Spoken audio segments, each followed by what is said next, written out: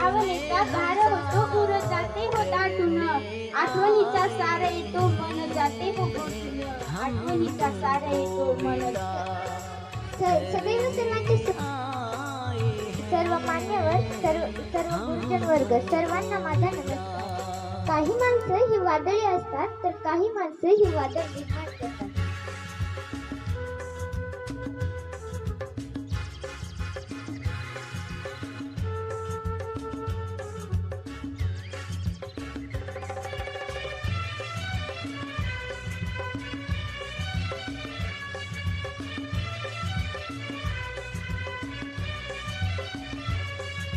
सा